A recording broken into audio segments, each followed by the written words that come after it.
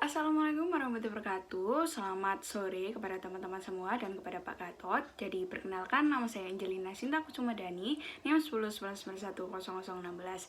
Jadi di sini saya akan menjelaskan terkait tugas UAS dari kepemimpinan. Untuk soal tugas UAS kepemimpinan terdapat dua kode soal, yakni kode soal A dan kode soal B. Dan untuk yang pertama kalinya di sini saya akan menjawab soal kode A terlebih dahulu. Untuk soal kode A, yakni ada 3 pertanyaan. Dan untuk pertanyaan yang pertama, saya menjawab benar. Dikarenakan apa? Untuk menjadi seorang pemimpin itu tidak cukup hanya melakukan segala sesuatu dengan baik, dan tidak cukup juga dengan melakukan segala sesuatu dengan unggul, tapi harus bisa menjadi seorang pemimpin yang history maker. Dan untuk soal yang kedua, saya juga menjawab benar dikarenakan menurut Cruise 2013 dari berbagai konsep teori, karakteristik dari pemimpin yang otentik adalah self-awareness dan tulus, memimpin dengan hati yang fokus pada jangka pendek dan mission driven. Dan untuk soal yang ketiga, saya juga menjawab benar dikarenakan dalam era bisnis global dan destruktif, pertumbuhan normatif saja itu tidak cukup, tetapi harus juga grow atau berkembang dengan strategi inisiatif seperti product leadership, customer intimacy, dan operational excellence. Oke, kita lanjut soal nomor 4, yakni soal nomor 4A, yakni sebutkan tim kerja menurut YULK. Untuk yang tim kerja yang pertama, yakni tim kerja penyelesaian masalah. Yang kedua, tim kerja mengelola diri sendiri. Yang ketiga, tim kerja lintas fungsional. Dan yang terakhir, tim kerja virtual. Oke, untuk nomor 4B, yakni penjelasan terkait 4 tim kerja dari YULK. Untuk tim yang pertama, yakni tim kerja penyelesaian masalah. Jadi tim kerja penyelesaian suatu masalah tersebut itu terdiri dari 5-12 karyawan untuk mereka itu berdiskusi untuk menyelesaikan suatu permasalahan tersebut. Untuk tim kerja yang kedua, yakni tim kerja mengelola diri sendiri, yakni tim tersebut itu bisa menyelesaikan suatu masalah tersendiri, tapi juga bisa mengimplementasikan suatu masalah dan bisa untuk dipertanggungjawabkan. Untuk tim kerja yang ketiga, yakni tim kerja lintas fungsional. Jadi tim kerja lintas fungsional itu terdiri dari berbagai divisi pekerjaan, terus mereka itu berkumpul menjadi satu untuk menyelesaikan suatu permasalahan yang ada. Dan untuk tim kerja yang terakhir nih, yakni tim kerja virtual, yakni tim kerja ini itu menggunakan teknologi yang canggih seperti komputer untuk menyelesaikan suatu permasalahan yang ada. Oke, lanjut soal nomor 4C, yakni apa sih yang dimaksud dengan tim kerja virtual?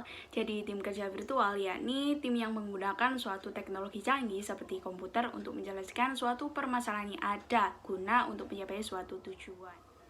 Oke, untuk kelebihannya sendiri, jadi tim virtual ini bisa digunakan secara cepat dan canggih karena menggunakan teknologi seperti komputer guna untuk menjelaskan suatu permasalahan yang kompleks.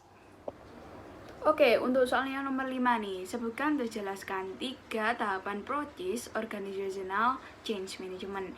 Yakni terdapat 3 tahapan. Untuk tahapan yang pertama tentunya harus mempersiapkan untuk menuju suatu perubahan.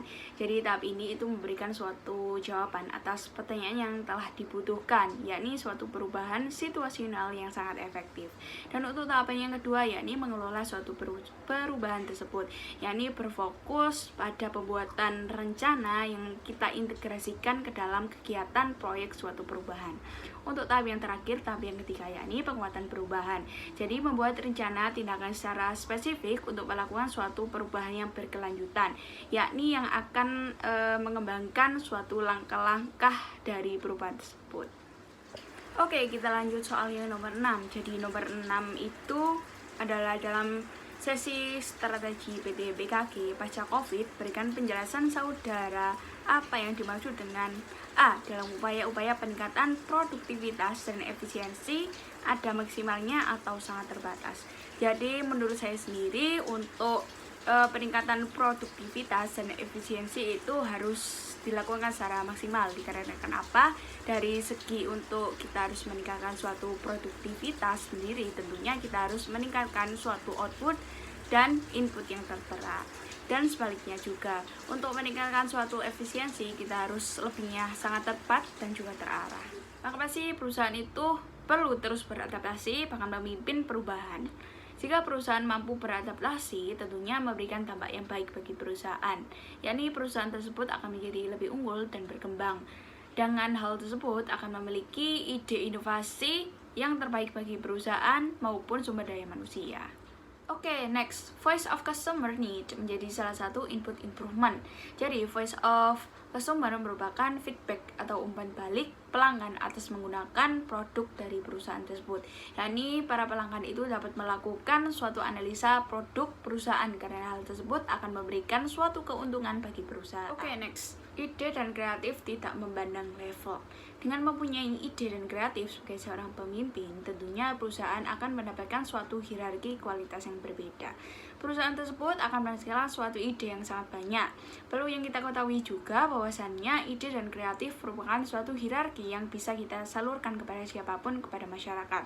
Contohnya nih, membuat inovasi produk yang unggul harus mengaitkan suatu visi misi perusahaan agar lebih berkembang di mata konsumen. How to be a good subordinate, yakni dapat 5 poin, yakni yang pertama fokus pada tugas yang diberikan, yang kedua kita harus kreatif, dan yang ketiga dapat bekerja dengan tim, dan yang terakhir dapat memberikan solusi dan perubahan bagi perusahaan. Oke, next, apa sih yang dimaksud dengan customer intimacy? Jadi, customer intimacy merupakan bagaimana sih kita bisa lebih dekat dengan konsumen dengan harus mengenali terlebih dahulu para konsumen tersebut.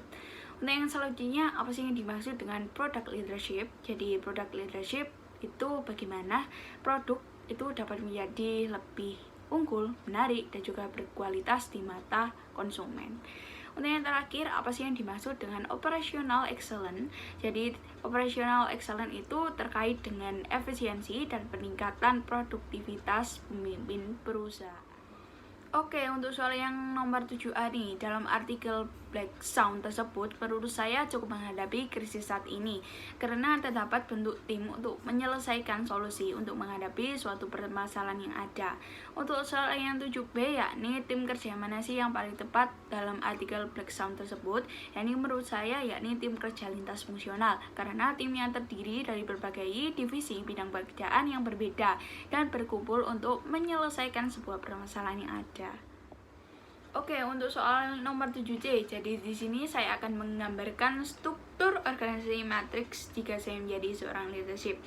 Tentunya yang pertama ada direktur, dan para direktur itu mendapatkan suatu proyek A, proyek B, dan proyek C, dan isinya itu dapat manajemen produksi, manajemen quality kontrol, manajemen engineering, manajemen logistik, dan juga manajemen planning yang di dalamnya itu terdapat suatu staf atau karyawan sendiri. Soal 7D yang terakhir, sebutkan 3 langkah strategi jika saya sebagai tim leader Satgas Krisis.